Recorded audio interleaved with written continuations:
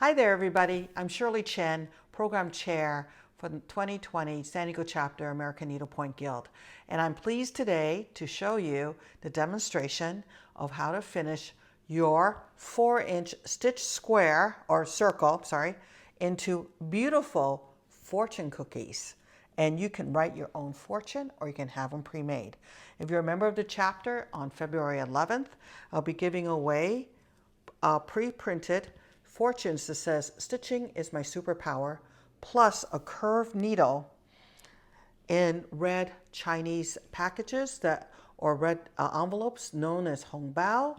Is traditional in Chinese New Year, Year of the Rat. For your stitching project, you'll need a 4-inch circle. It could be any size circle, well, not too small, of course.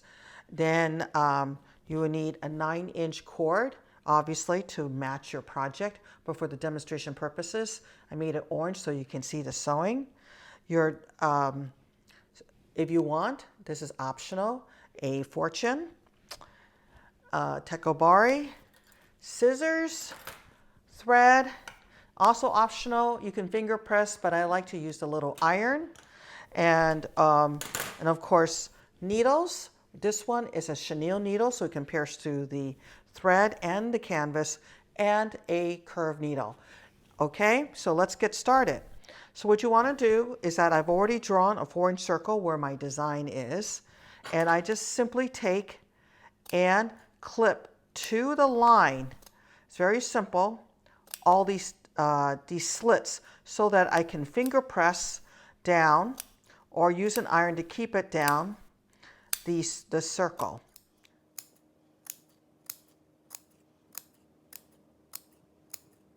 Once you're done with the circle, it's very easy to finger press down. Simply finger press down from the right side to the wrong side to your back. This is your right side. To the wrong side, these slits, okay? Now, you typically want to cut 3/8 or maybe 1/2 inch as around your finished piece. Taking this little iron, you could press down really hard.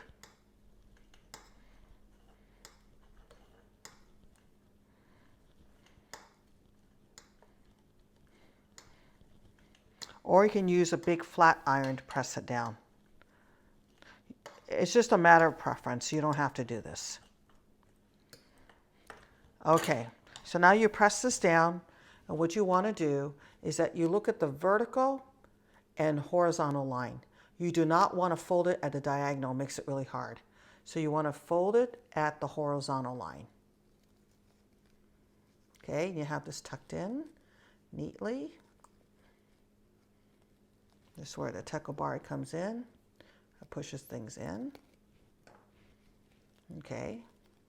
And then you take your chenille needle right here, come up from inside. And it's okay that some of the threads are showing. It doesn't have to be perfect because your the cord will hide many of it. Okay, oops, let me take this. So this technique, which is illustrated in Sandy Hinkett's Finishing Touches book, I highly recommend her book, will show the technique of how to finish this.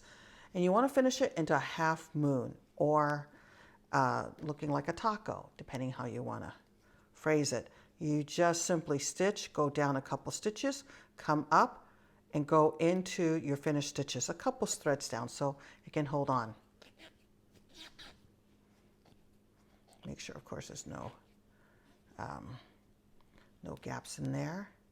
Now you will be sewing this again with your cord, and if there's any missing gaps or places, you can use the cord to seal it in again.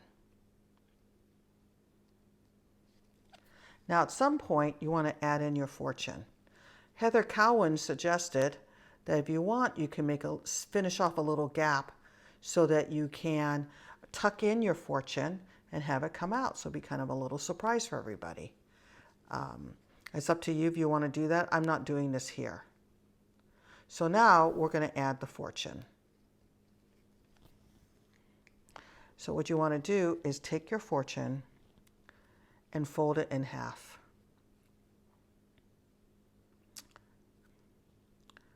And what you want to do is then tuck it inside here. You can use pins if you like, but this is small enough. But you want to make sure that the stitching, that the wording shows on both sides, because you'll also be covering it by cord as well. So all you have to do is just stitch through. Stitch through the cording. You can go back if you like, but since I'm going to put cording on it, I will be going back to secure it, so I don't want too many stitching here.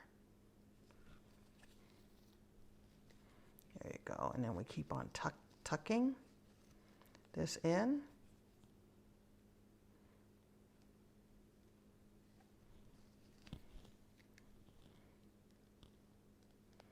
Until it's done.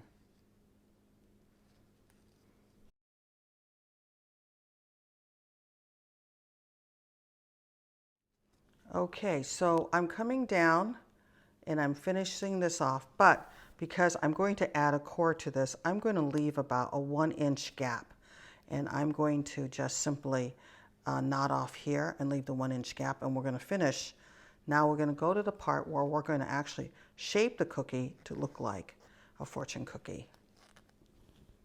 So you can see that this technique is really pretty simple. It's this 4-inch circle is an excellent way of using up your half card of fiber, and just pull out a Bargello book, a pattern book, and just simply stitch away. You have beads. You can use beads up, you know, or since you know that this is the shown area, you may want to stitch on the half circle, maybe a name or something, you know, or a fortune there. So something for you to think about. Okay, I'm getting to this little area, and I'm just going to tuck it away. We will close it later, but it's for to slip in the cord. And so I'm going to just do a couple of knots here and tuck that away later. Remember, your cord's going to hide this, so I'm not too worried about this showing too much. Obviously, if you're not putting a cord, you'll want to do a better job of this, but I'm putting a cord in there. Okay, so, and I'm just going to tuck this away here.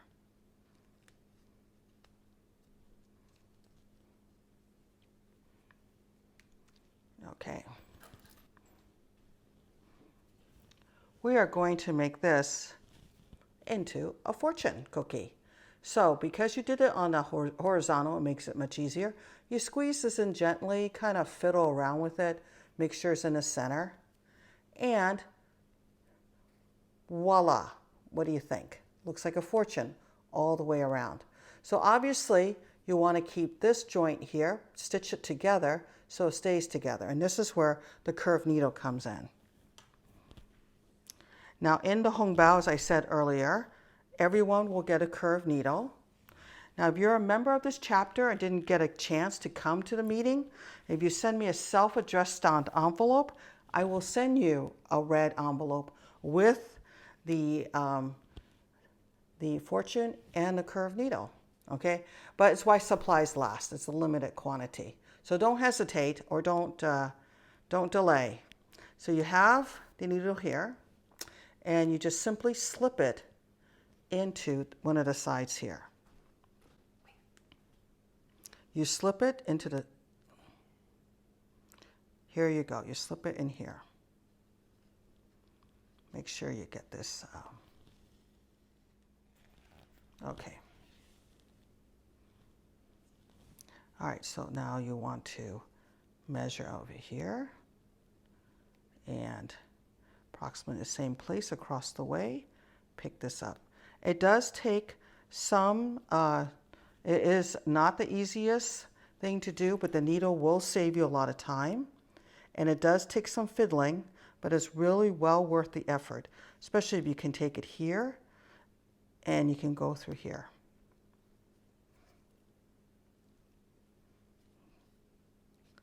There we go.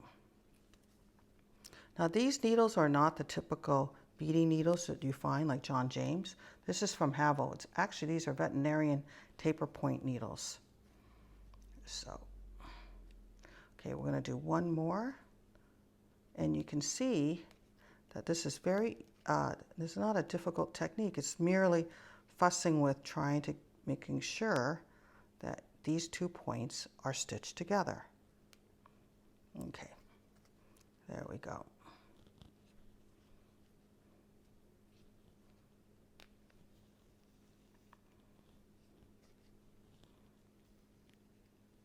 There we go.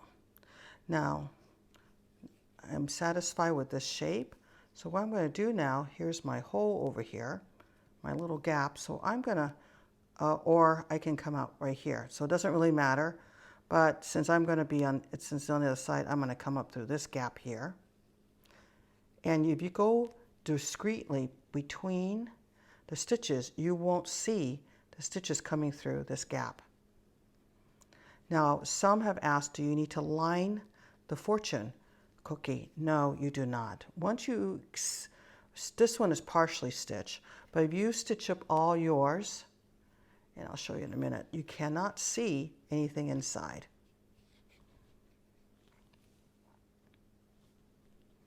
There you go. See, you can't see the other stitches in here, so you carefully put it in here and then come out through this way. Okay, let me see. It's going through several layers in here. There we go. So a regular curved beading needle would have a hard time in here. This is pretty rugged because it's used for veterinary purposes. And then we just simply knot off and we're done. There we go. Now, if you see, I have stitched the whole thing with a Bargello. You can't see through this, and it has a cord, so you really don't need a lining whatsoever. And the same thing here as well. So if you put a lining, I feel it's a little bit too heavy. So if you want to learn how to make a cord, there are plenty of YouTube videos on learning how to make a cord. So all you have to do now is simply attach the cord to here, using the same thread or a different thread. I'm going to put partially on in the cord, and I'll come back to you when it gets all tucked in. Okay, so I'm nearing to the end of adding the cord, and so now what do we do with the end here? So that's why we left that inch or half-inch gap. So, and that's where your Tekka bar really comes in handy. So let me just do this. So as we're getting down here, I'm now going to tuck this in.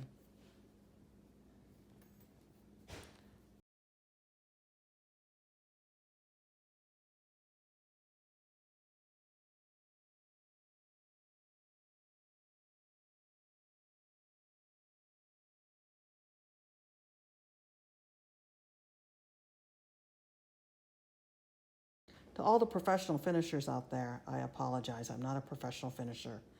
This is my way of doing it. I'm sure you do it a little differently, but this is my quick way of dealing with this and get it all done. Now, for the purpose of this demonstration, I didn't make it as fancy, but you get my drift. So you can, for time purposes, I just want to show you that, but I highly recommend that you take your time to make this area look a little nicer. So I'm going to tuck this in here if you want a little bit more. So show a little gap, have it go flow a little bit more to match this, which I didn't do. But you get the idea, is to simply stitch around here and make sure all the ends are tucked in so nothing is shown. Okay, so here, I'll tuck this a little bit more out. And voila, there you go. It's a finished piece. So now, I hope you enjoy your fortune cookie and this project and a way to use up all your scraps. And these are great presents to give throughout the year. Okay, thank you. Bye.